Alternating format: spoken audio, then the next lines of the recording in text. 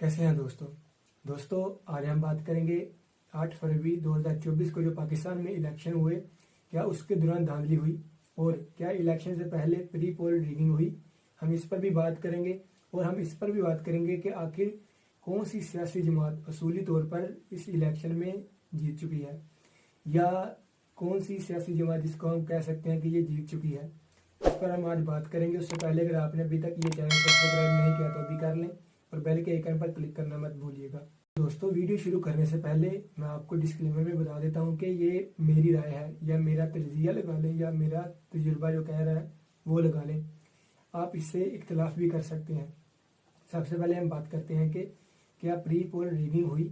तो दोस्तों, बिलाशुबा इसमें कोई शक नहीं कि प्री पोल रिगिंग हुई। जैसे कि इलेक्शन से कुछ देर कबल तहरीक इंसाफ, जिस पर बैन लगा दिया गया कि उसका जो इंतखाबी निशान था बल्ला, उसको इलेक्शन प्रोसेस का हिस्सा नहीं बनने दिया गया। बिलाशुबा इसमें कोई शक नहीं कि इसमें जो कसूर है वो बजाते खुद इमरान खान या उनकी पार्टी का, तहरीक इंसाफ का है, क्योंकि उन्होंने इलेक्शन प्रोसेस सही तरीके से उसका हल नहीं किया या सही तरीके से अपनी पार्टी के अंदर इंट्रा पार्टी इलेक्शन नहीं करवाए। कसूर तो उनका ही था, लेकिन सुप्रीम कोर्ट को जो अच्छा लगा, उन्होंने जो बेहतर लगा उनको उन्होंने फैसला दे दिया। एक तो ये निशानी थी प्री पोल रेगिंग की, लेकिन ये प्री पोल रेगिंग के जुमरे में आती नहीं, लेकिन तरीके इंसाफ वाले इसको इलेक्शन की प्री पोल रेगिंग ही समझते हैं। अब हम बात करते हैं कि प्री पोल रेगिंग के असल में कहते किसे हैं। तो दोस्तों, जैसा कि आपने देखा कि इलेक्शन से कुछ देर कबल नवाज शरीफ 4 साल बाद तकरीबन लंदन से वापस पाकिस्तान आए, और जिस तरह लंदन में वहाँ के सफारतकार जो पाकिस्तान के थे, उन्होंने नवाज शरीफ को अलविदा किया। एक तो ये निशानी थी, ठीक है, कि सिस्टम उनके साथ है। या बाद में आपने देखा कि जब वो पाकिस्तान में लैंड किए तो जैसे नादरा के जो अफसर थे, ठीक है, वो उनके पास खुद चल कर गए बायोमेट्रिक करवाने के लिए, ठीक है, उनकी जमानतों के लिए। बाद में जिस तरह उनका अदालतों में प्रोसेस चला, उनको जमानतों पर जमानतें मिलती गई।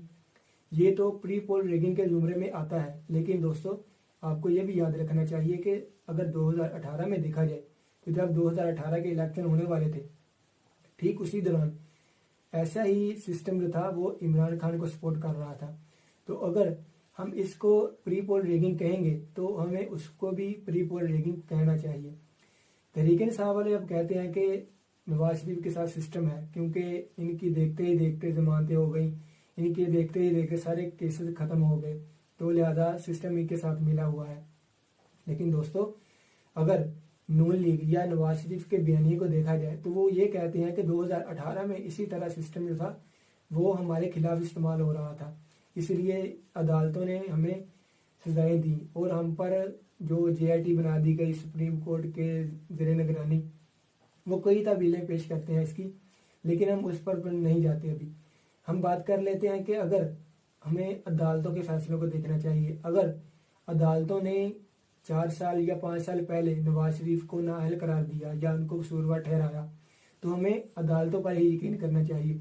अगर वो आज कह रही हैं कि नवाज शरीफ बेकसूर है, इनका कोई कसूर नहीं, इन पर बिलाशुबा ज्यादती की गई है, इनके साथ नाइंसाफी हुई, तो हमें उस पर यकीन करना पड़ेगा। उसकी वजह क्या है दोस्तों? देखें, हम ये फैसला नहीं कर सकते कि कौन गलत है या कौन सही है। ये अदालतों पर ही डिपेंड करता है, क्योंकि अदालतों के पास ही फैक्ट्स आते हैं कि कौन गलत है या कौन सही। तो दोस्तों, अगर तहरीक इंसाफ के पॉइंट ऑफ व्यू से देखा जाए तो उनका कहना यह है कि जैसा कि हमारे इलेक्शन सिंबल को जब्त कर लिया गया, हम पर पाबंदी लगा दी गई कि हम बल्ले के निशान पर इलेक्शन नहीं लड़ सकते थे, हमारी सारी पार्टी इंडिपेंडेंट होकर इलेक्शन लड़ी।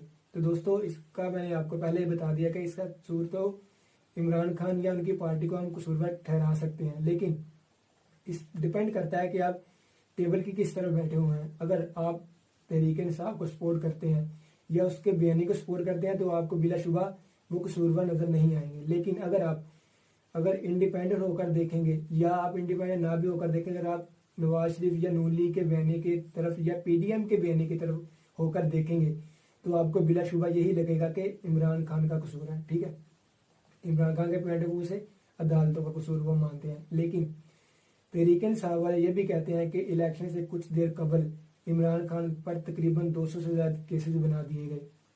दोस्तों, यहाँ पर एक बात यह है कि अगर आप देखें इमरान खान को कोई अदालत बुलाती है तो इमरान खान वहाँ पर नहीं जाते, या जाते हैं तो वहाँ पर बलवा हो जाता है, तो दोस्तों केसेस तो दर्ज होंगे।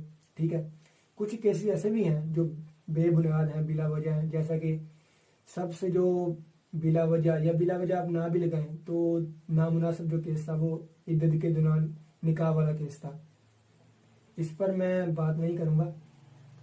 अब हम बात करते हैं कि अगर दूसरे केसेस की बात की जाए तो दोस्तों बिलाशुबा जैसा कि 190 मिलियन पाउंड वाला केस है, वो बिल्कुल अगर देखा जाए फैक्ट के लिहाज से वो दुरुस्त लगता है। दुरुस्त है कि नहीं ये हम डिसाइड नहीं कर सकते। अच्छा, बाद में उन पर और भी केसेस हुए, ठीक है, जैसा कि सैफर वाला केस था, उसमें भी कई फैक्ट्स हैं, उनकी रिकॉर्डिंग भी मौजूद है, लेकिन फैसला अदालतों ने ही करना है। आज अदालतें इमरान खान को कसूरवार ठहरा रही हैं तो हमें कसूरवार कहना पड़ेगा। अगर अदालतें कल को इमरान खान को कह देती हैं कि ये कसूरवार नहीं है, ठीक है, तो हमें मानना पड़ेगा कि इमरान खान कसूरवार नहीं है। दोस्तों, प्री पोल रिगिंग के जुमरे में यह भी आता है कि जैसे कि तहरीक इंसाफ वाले कहते हैं कि हमारे तकरीबन सारे के सारे जो उम्मीदवार थे उनको इलेक्शन से पहले उठा लिया गया या गायब कर दिया गया। लेकिन दोस्तों यहाँ पर एक ये भी सवाल पैदा होता है कि अगर 9 मई ना हुआ होता तो उनकी ये बात में वजन था कि हमारे जो उम्मीदवार हैं उनको बिला वजह उठाया जा रहा है। लेकिन अगर रियासत के पास जवाब है 9 मई का, तो 9 मई छोटा वाक़या भी नहीं है जिसे हम कहें कि वो छोटा वाक़या, वो बड़ा वाक़या है, ठीक है ना, जो कि पाकिस्तान में कभी भी नहीं होना चाहिए था। लेकिन अगर ऐसा वाक़या हो जाए तो जो भी उसमें नामजद है, मुलज़म है या मुजरिम है, तो उनको तो रियासत अपने तहवील में लेगी ना, इसमें तो कोई शक ही नहीं। अच्छा, तरीके साहब वाले ये कहते हैं कि हमारे उम्मीदवारों को उठाया गया, लेकिन दोस्तों 2018 में भी इलेक्शन होने से कुछ देर कबल इसी तरह नून लीग के जो उम्मीदवार थे उनको भी इसी तरह उठाया गया था, इसमें भी कोई शक नहीं है। लेकिन आप ये याद रखें तब 9 मई नहीं हुआ था, लेकिन इनके कई उम्मीदवारों को उठाया गया और कई उम्मीदवारों पर ज़बरदस्ती दबाव डाला गया कि वो टिकट जो लिए हुए हैं वो नून लीग को वापस कर दें, आपने देखा होगा। लेकिन इस दफ़ा जैसा भी सिस्टम था उनके खिलाफ था, लेकिन दोस्तों ये भी देखना पड़ेगा कि उनका कसूर था तो इसीलिए सिस्टम उनके खिलाफ था। आप गौर फरमाएं, जब इमरान खान की हुकूमत के खिलाफ वोट ऑफ नो कॉन्फिडेंस आया उसके बाद तकरीबन इमरान खान ने 60 से ज़्यादा जलसे किए, लेकिन इमरान खान पर कोई भी जो केस था वो दर्ज नहीं हुआ था।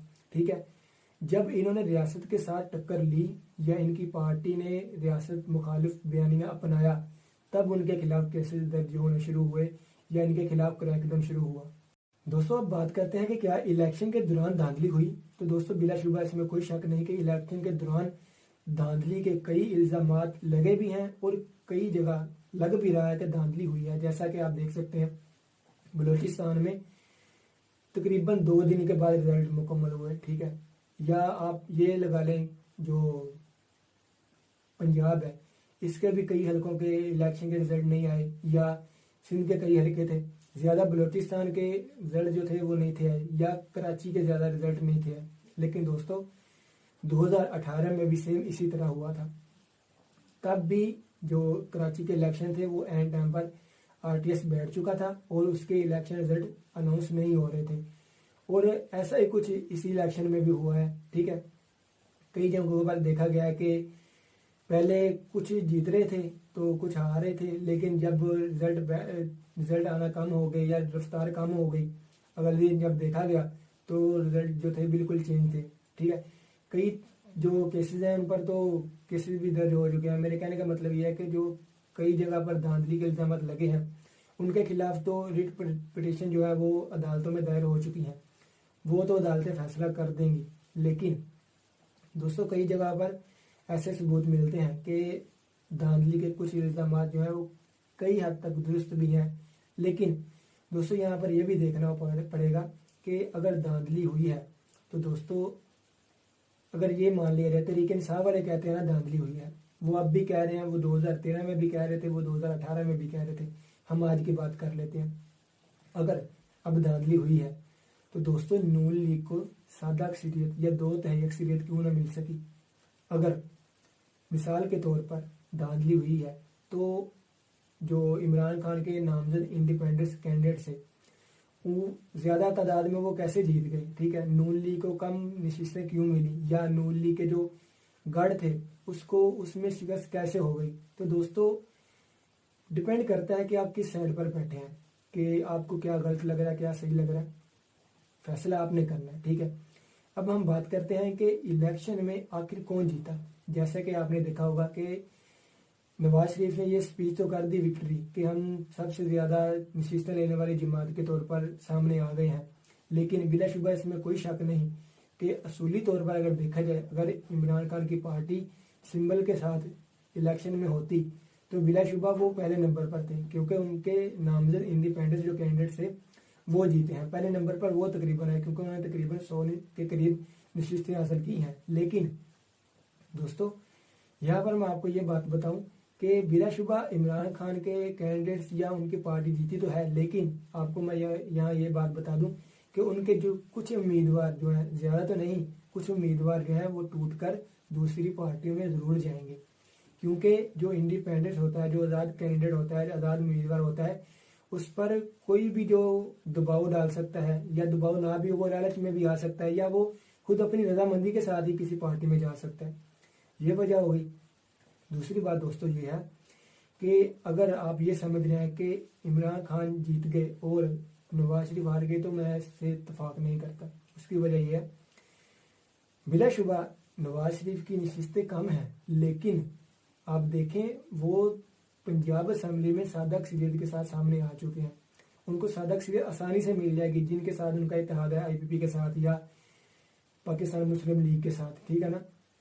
वो सादा अक्सरियत के साथ पंजाब में असम्बली बना लेंगे। लेकिन 2018 में उनको पंजाब असम्बली जो उनकी हुकूमत थी पंजाब असम्बली में, वहाँ पर उनको जगह नहीं मिली थी, ठीक है ना, वो हुकूमत नहीं बना सकते थे। लेकिन अब अगर देखा जाए तो वो आसानी के साथ हुकूमत अपनी पंजाब में बना सकते हैं। अगर हम बात करें कि आखिर कौन जीता और कौन हारा, तो दोस्तों जीता तो इमरान खान या उनकी पार्टी ही बिल्कुल जीती है, लेकिन नवाज शरीफ या PDM नहीं हारी। मेरे ख्याल से इमरान खान जीत गया और रियासत का बयानिया जो था वो हारा है। उसकी कई वजूहत हैं, जैसा कि दोस्तों शायद आप मेरी बात से ना इत्तेफाक करें, लेकिन रियासत बखूबी जानती है कि इमरान खान को लाने वाले वही थे, ठीक है। तो दोस्तों अगर देखा जाए ना, अगर नौजवानों ने बाहर निकल कर वोट डाला है रियासत के बयानी के खिलाफ, तो इसमें नौजवानों का कसूर नहीं है, ठीक है ना। ये रियासत ने बयानिया बदला, नौजवानों ने बयानी नहीं बदला। उनको अगर ये दिखाया गया कि इमरान खान ही सच्चा है, इमरान खान ही सादिक और अमीन है, इमरान खान ही आपका लीडर है, या इमरान खान ही वाहिद ऑप्शन है पाकिस्तान का, ठीक है, यही पाकिस्तान को बुरानों से निकाल सकता है, तो दोस्तों नौजवान उसके पीछे लग गए, या नौजवानों ने उसका बयानी एक्सेप्ट कर लिया, ठीक है ना, नौजवानों ने उसको लीडर अपना मान लिया। अगर रियासत ने अपना बयानिया तब्दील कर लिया कि नहीं, ये पिछली जो गुजरी है इस्टेब्लिशमेंट, ये उसका बयानिया था, ये हमारा बयानिया नहीं है, तो दोस्तों इसमें नौजवानों का कसूर नहीं है।